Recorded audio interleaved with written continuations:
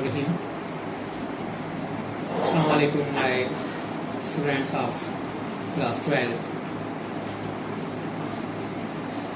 We have so far gone through 3 lessons.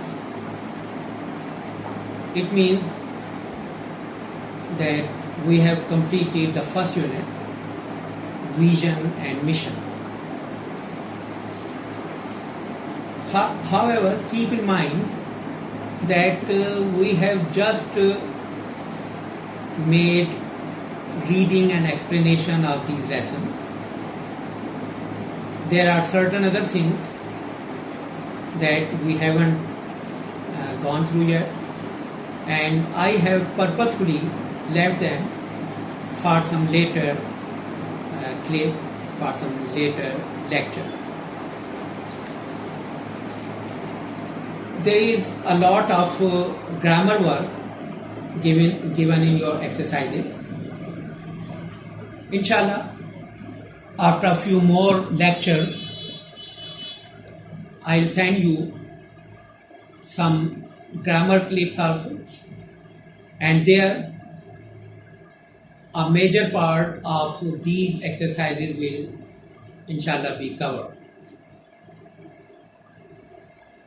Today we are starting our next unit, unit number 2, that is given the title Hope and Aspiration.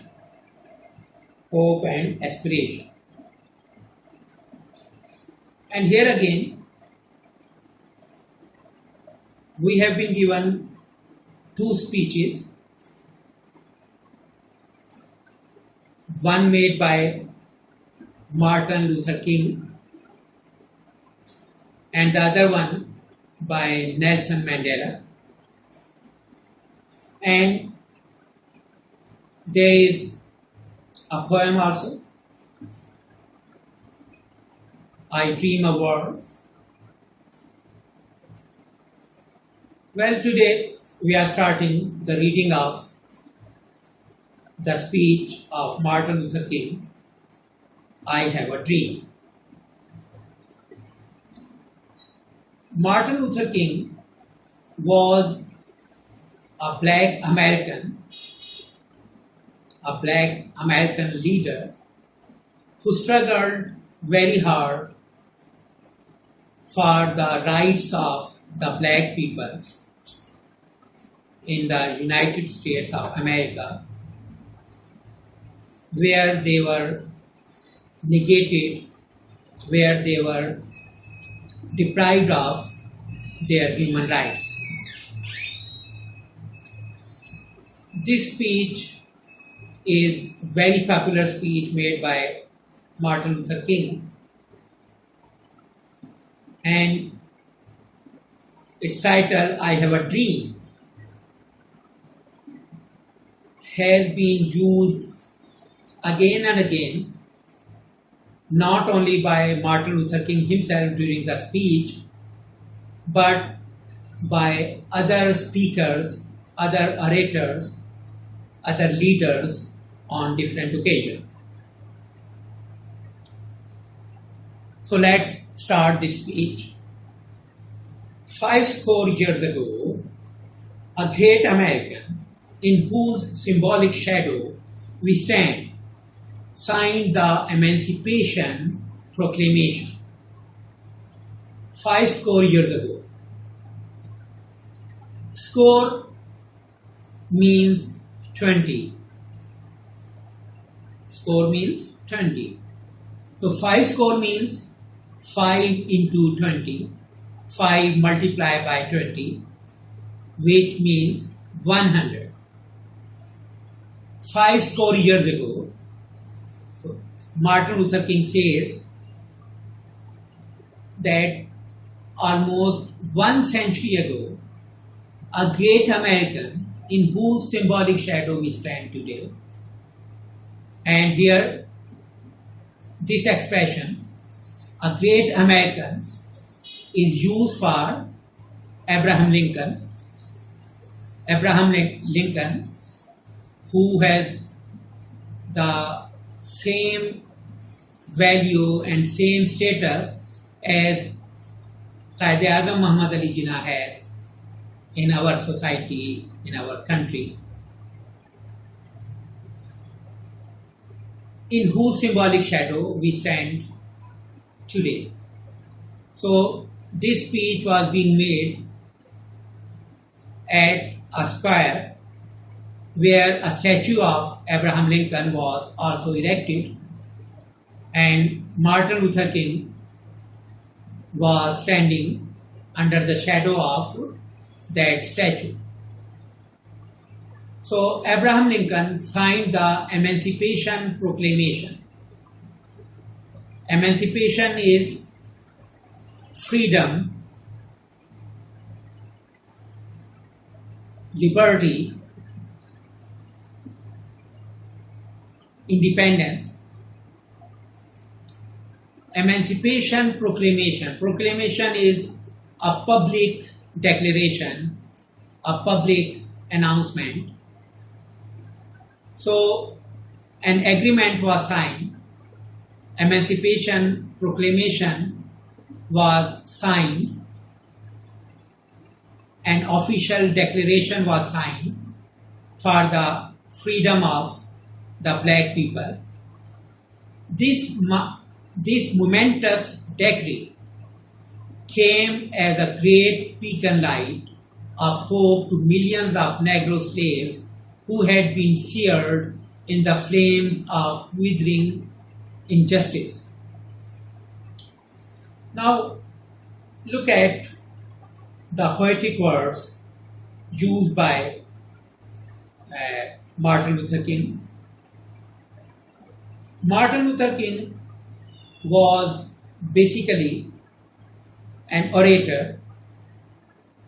He was a priest, and as such, he has full control over his speech.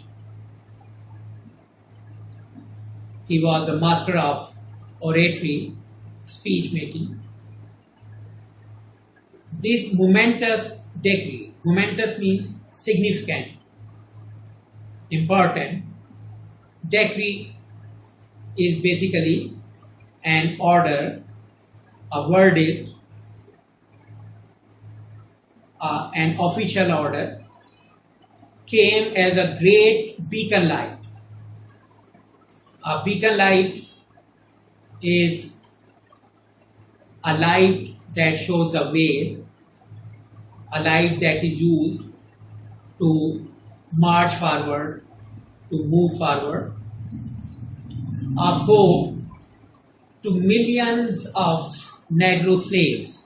In those days, black people, the Negroes, were kept in slavery, and it was this Emancipation Proclamation that brought ray of hope, beacon light of hope for millions of those black slaves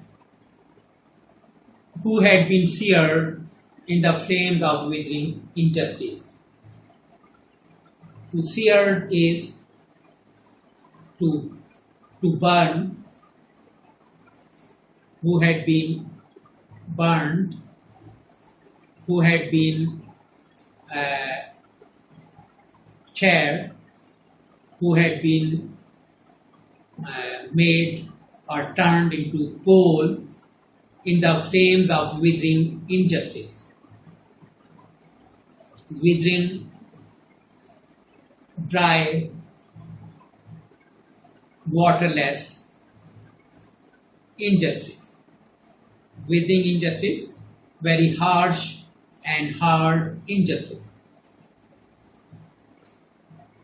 It came as a joyous daybreak to end the long night of captivity. So this declaration, this proclamation was really a very happy news for the black people. It was just a very happy morning, daybreak, morning, dawn. Dawn is the time when the sun starts rising.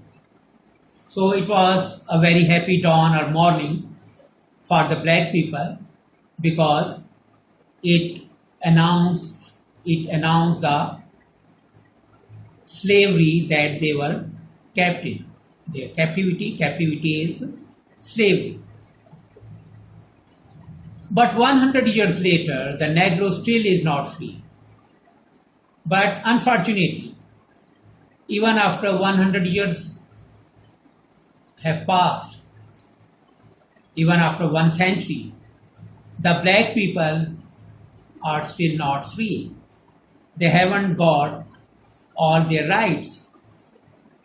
100 years later, the life of the Negro is still sadly crippled by the manacles of segregation and the chains of discrimination. Still, after 100 years, Negro is not free. The Negro is rather crippled. He has not the freedom of movement. He has become crippled. He can't move properly because he is chained. He is kept in control by the manacles. Manacles are the chains that are used to hold the feet of, to hold the legs of a person. Manacle. Segregation, detachment, isolation, being away from others, discrimination. Segregation, in other words, is discrimination, the word Martin Luther King uses just there, the same sentence. And the chains of discrimination. Discrimination is partiality. Discrimination is difference made on the basis of color, caste, and creed. Discrimination. So they are still not treated equally. They are segregated. They are discriminated against. 100 years later, the Negro lives on a lonely island of poverty in the midst of a vast ocean of material prosperity.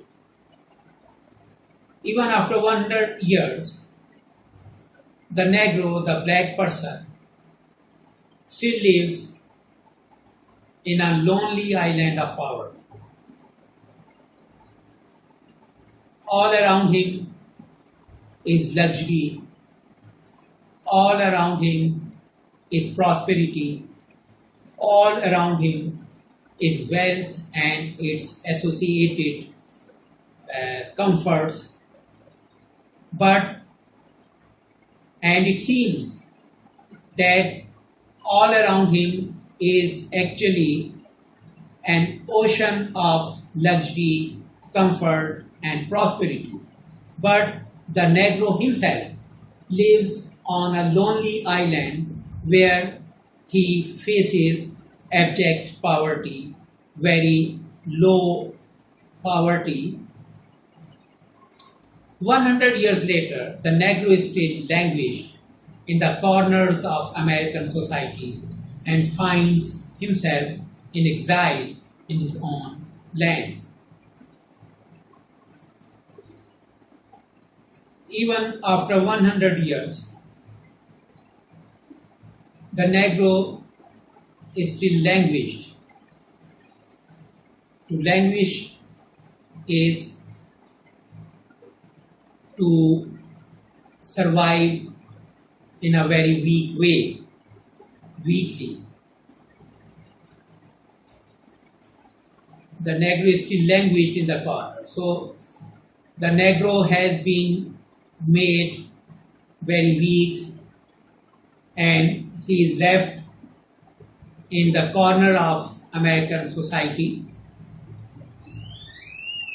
and finds himself in exile in his own land. And it seems that he is no more a citizen of the same land that he shares with others. Rather, he is in exile. He has been banished from his own land. He has been turned out of his own land. So we have come here today to dramatize a shameful condition. So he says, that's why these people have gathered here. These people, the Negro people, have gathered here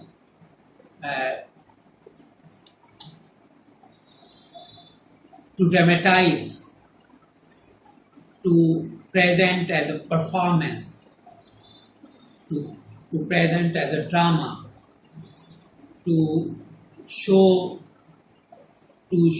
in action a shameful condition, a very shameful condition, a very